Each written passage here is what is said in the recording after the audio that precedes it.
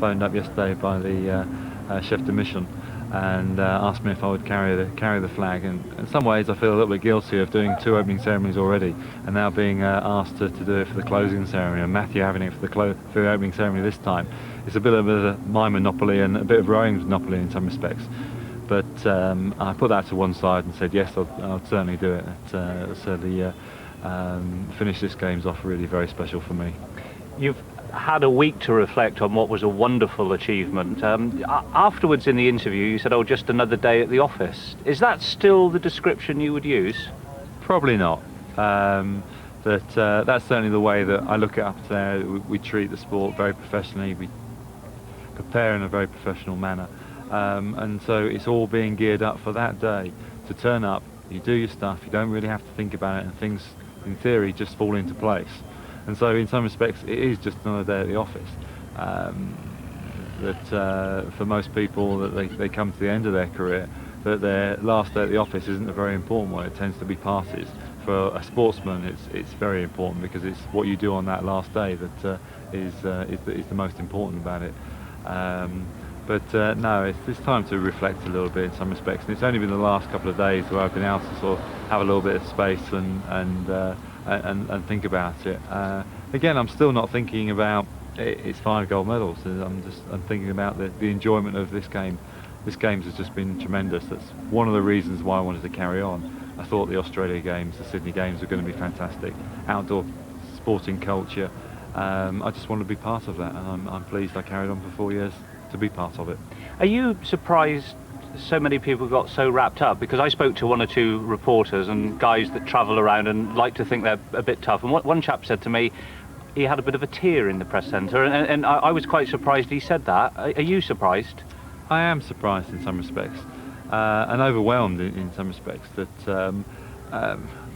sort of in the back of my mind I was aware of what other people's feelings were about it, and that's not just with our own journalists and our own fans are out here and our own team, but from other countries as well. That normally when somebody is successful or a team is successful, there's a lot of people within that feeling in that sport would quite like them to see beaten. I remember the German 8, they were very successful, and everyone was saying how arrogant they were and would like to see them beaten, and they had quite a long running run.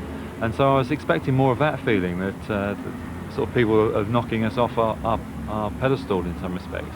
But I've got very much the opposite feeling in some respects. There's a lot of people that wanted us to be successful. But I've never ever been in a press conference, and a lot of people that have been in press conference have never seen press guys come up and ask for autographs at the end of a press conference. And that was just unbelievable, signing their accreditations and things like that. Because that's a bit of an unwritten rule in this job. As much as you'd like to sort of say at the end of this interview, can I have your autograph, we're not supposed to do it, you see. Oh, well, it's all part of the emotion, and that's what it's all about, is that I don't think rowing comes across as a very emotional sport, because it has to be very disciplined and single-minded, because the distance that we race, it's very much an endurance-based thing. It's not really sort of a passion of a moment.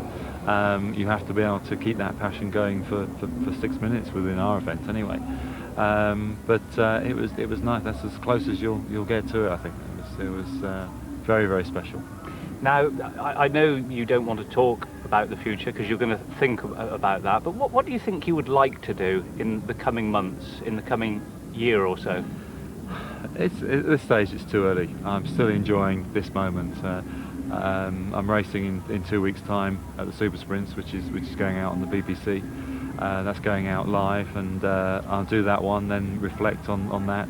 That's an event that I'm very heavily involved in organising, and it may be that I spend more time organising events like that, at TV rowing events and things like that, and that maybe take me elsewhere. But yes, I want to be involved in sport. I don't want to be involved on a direct coaching situation straight away. That may come eventually.